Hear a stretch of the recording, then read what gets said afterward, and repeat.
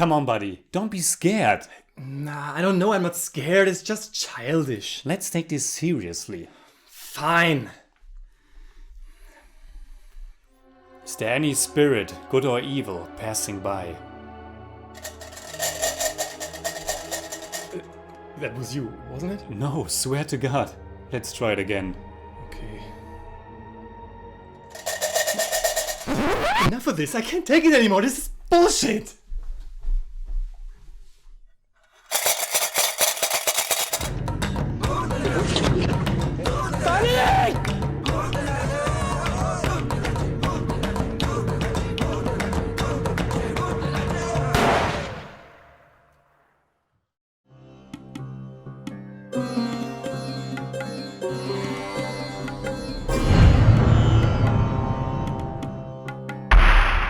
Servus Freunde, my name is Jimmy Cage. And I'm Deniz the Buddymeister. And today we're going to talk about a movie that has been recommended to us a while back when we asked you to recommend us movies by female directors. A Death in the Gunj is an Indian drama written and directed by Konkona Sen Sharma, and it is based on a story by Mukul Sharma and somehow based on an actual event, but I'm not sure about that.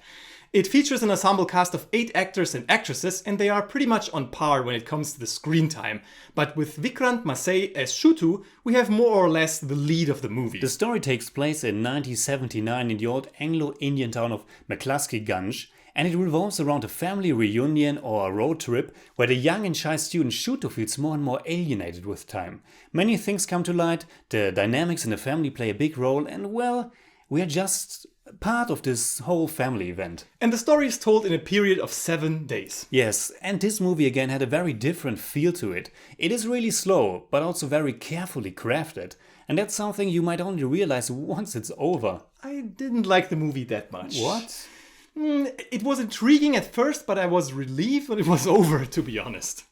Well, I only realized how much of an effect it had on me at the very end. Up until that point I thought it was fine, but then it hit me like a brick how beautiful and sad the whole film has been. I'm not saying it's a bad movie, but the way it tried to tell me what it is about didn't work for me. I know what it wanted to tell me, and it sometimes succeeded in that. There are great and tense scenes, but overall it didn't really unlock its potential. Well, here's my take on it. Besides the fact that it has great performances by pretty much everyone, especially by Vikrant Massey as Shutu, it's just fascinating how the movie was able to show how cruel and soul-crushing human beings can be without villainizing them. They are simply human, very egotistical and not interested in other people's feelings, but still, or rather because of those flaws, very human. Yes, you're right, but I kind of wanted more. It stayed too much on the surface for me. I mean, you can feel that there is this storm brewing and that something will happen sooner or later, but I just didn't care for anybody, regardless of the very good acting. And I found Shutu was a sensitive nuisance. Well, I know what you mean. I also caught myself how I was turning on him in some moments as well, and how I almost took the position of the bullies. Sometimes his overtly sensitive nature got on my nerves, but that isn't a negative for the movie, quite the opposite.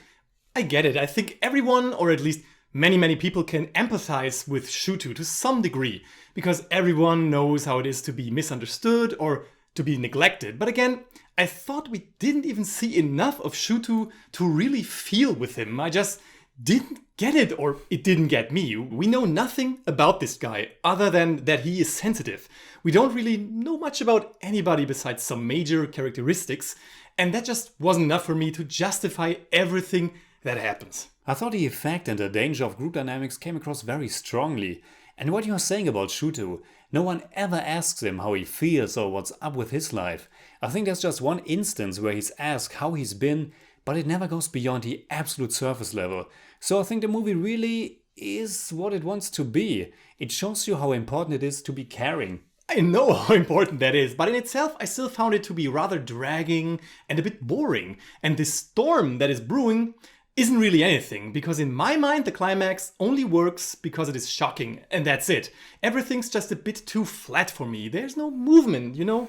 But the movie is very nicely shot, and just so melancholic too. Yes, it is, and I like that as well. But again, the sum of it all is just mediocre and doesn't tell me anything besides that superficial message about neglecting and caring. I for one liked it very much, and I also liked the haunting score by Saga Desai, especially the last track that nearly killed me.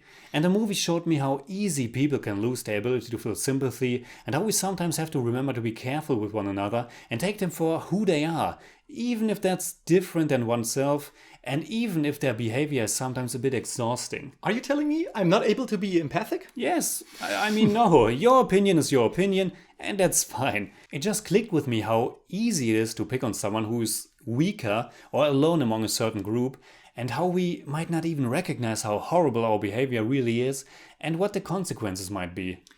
The movie is fine. What would you say in German? A Death in the Gunj ist ein kleiner, aber feiner Film, der auf eine nuancierte Art und Weise zeigt, wie fehlende Empathie zur Katastrophe führen kann. I give A Death in the Gunj 7 out of 10. It's more like 7.2, but I don't do that. For me, it's 6 out of 10. It's more like 5.9, but I don't do that either.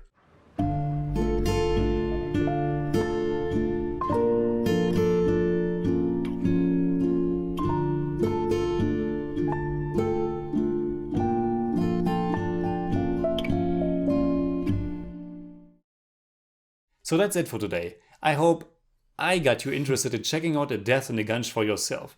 Until then, you can hit me up on Twitter, Facebook and Instagram simply at @JimmyCage. And you can hit me up simply at The Buddymeister. And also check out my podcast, BUDDYMEISTER SCORES, where I talk about the music of film, television and video games. It's available on iTunes, Stitcher and everywhere where bodacious podcasts can be found. And as always, if you enjoyed this episode, please give us a thumbs up, share, subscribe, whatever you like. And make sure you hit that bell for all we have to tell.